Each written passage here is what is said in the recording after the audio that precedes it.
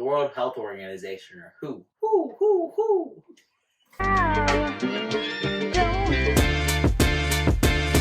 What's up, YouTube, and welcome back. My name is Greg. I talk about the stock market, options trading, and today we're going to be sprinkling a little drama in there too, because Gilead and the World Health Organization are just going at it. So this is what we're going to do. Today we're going to be going over all the Gilead drama, what this means for the overall US stock market, and then what to look for when investing in medical companies, because they're super volatile. So we're going to be turning back the time clock to 12:40 on April 23rd, when the market saw a huge sell-off and fell 1.5% in a matter of 10 minutes. This gave me a little mini heart attack because it took me back to the days when we were hitting a bunch of circuit breakers. And the main catalyst behind this drop was the World Health Organization, or WHO, accidentally releasing some information from Gilead. You may have heard about Gilead in the last couple weeks because of their drug remdesivir, which was speculated to be an effective treatment for COVID-19 patients. When there was news that this treatment was successful, the stock market rallied. And this came at the perfect timing because this is when states started to talk about reopening their economies. What happened yesterday on April 23rd is that the World Health Organization released data which showed that remdesivir isn't as promising as we initially thought. They released a draft manuscript, which is basically a scientific report from a clinical trial conducted in China. So basically what this manuscript showed, the death rate among patients taking remdesivir was shown to be 13.9%, compared to patients who were receiving placebo treatments, and their death rate was only 12.8%.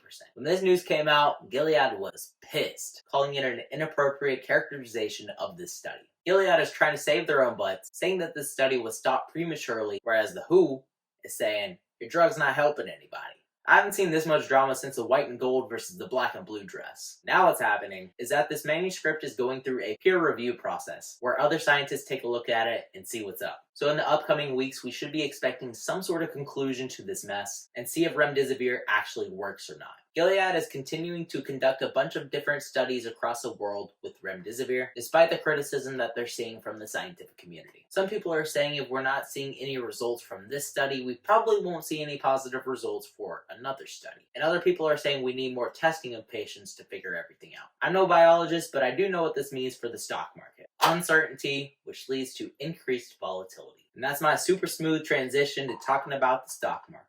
So there's two scenarios here. Either this drug works out or it doesn't. If it's proven that remdesivir is an effective treatment for COVID-19, we will likely follow previous guidelines and start reopening the economy May 1st. But, hear me out. If it's not an effective treatment, the government might reconsider when they're going to be reopening the economy. Right now, a lot of things are just unknown.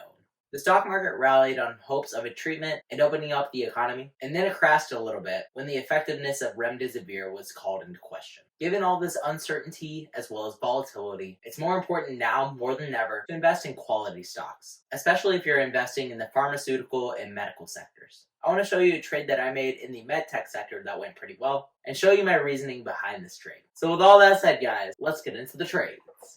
So here's the contract that I bought yesterday. So this is a Medtronic call for $102 strike price at an expiration date of May 15th. I bought this contract for $172 and that was filled on April 22nd at 3:52 p.m. So let's look at the charts and I'll tell you why I saw value in this. So I was taking a look at the 180-day chart. This is the point where I bought this call. So it was right above the exponential moving average line. We had a support from this previous candle at 96.03.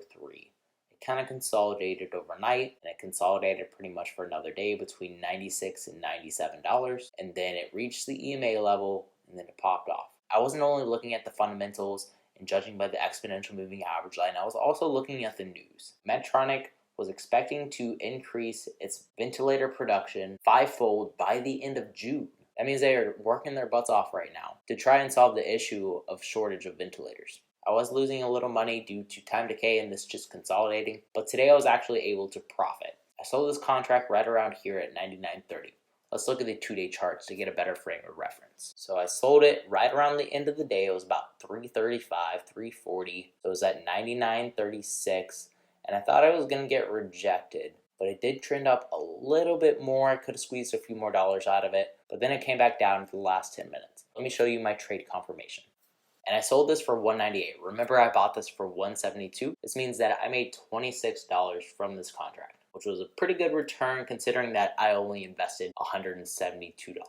And that was about a 15% return on investment. Something else that came out about Medtronic is that they are creating an even better ventilator. This is the news that came out that skyrocketed Medtronic today. They created a light ventilator using robotic arms and resuscitation bag to help with the virus. So that is why I saw value in buying this, because they're trying to ramp up their production on ventilators. And then I ended up selling this because this news came out and it became very overbought. Let's look at my Robinhood account, see what it stands at. Currently my account is at $6,095.82. And if we're looking at the 3-month graph, I've almost made a full recovery for this account. So I'm down 5.5% from this high that we saw before this market crash.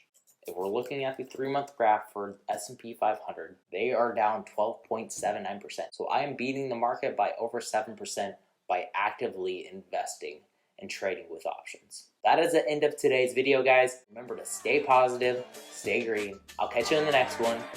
Bye, guys.